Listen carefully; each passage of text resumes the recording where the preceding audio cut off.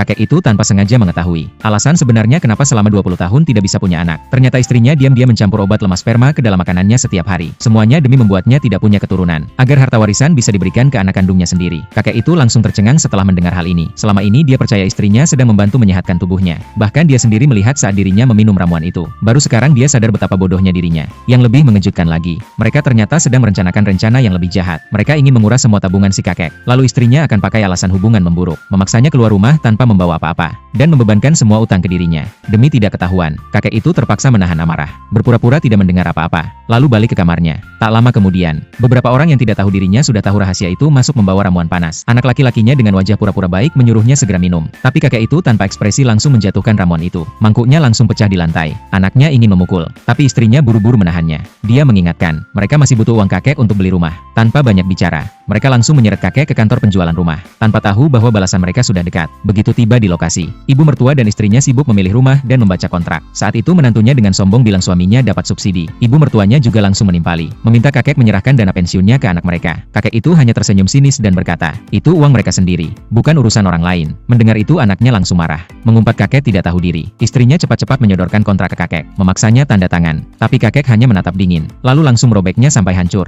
Mereka semua jadi marah besar, bergantian memaki-maki dia. Tak disangka kakek langsung membongkar semuanya, dan mengatakan di depan umum, kalau istrinya selama ini menaruh obat di makanannya. Wajah istrinya langsung berubah, masih mencoba pura-pura kasihan dan mengancam kakek untuk diam. Kalau tidak dia akan bunuh diri. Semua orang juga mulai menyalahkan kakek karena dianggap egois. Menantunya bahkan maju ke depan dengan pura-pura lemah lembut, berusaha membuat kakek luluh. Tapi kakek sudah tahu semuanya, langsung menepis tangannya. Tak disangka menantunya langsung berpura-pura jatuh ke tanah. Ibu mertuanya langsung teriak. Kakek memukul menantunya. Anaknya yang melihat langsung emosi, menarik kerah baju kakek, memaksanya segera tanda tangan kontrak. Melihat kakek tetap tidak mau, anaknya langsung marah besar, menampar kakek keras-keras, mengancam kalau hari ini tidak tanda tangan, jangan harap bisa pulang. Tak lama kemudian, istrinya juga ikut menyerang, menendang kakek sampai jatuh. Dia dengan penuh amarah berkata, kalau tidak mau belikan anak rumah, hari ini harus terus berlutut. Kakek itu sampai susah bernapas karena dipaksa. Dengan kesakitan mencoba minta obat, tapi anaknya malah berkata, kalau mau minum obat, harus tanda tangan dulu. Orang-orang di sekitar mulai mengecam, tapi mereka malah semakin menjadi, terus-menerus memaki, dan memaksa kakek untuk membeli rumah. Melihat kakek tetap menolak, seorang pria langsung mengangkat benda berat, siap untuk memukul kakek sampai pingsan. Tapi saat itu juga, sekelompok orang masuk dengan wajah marah.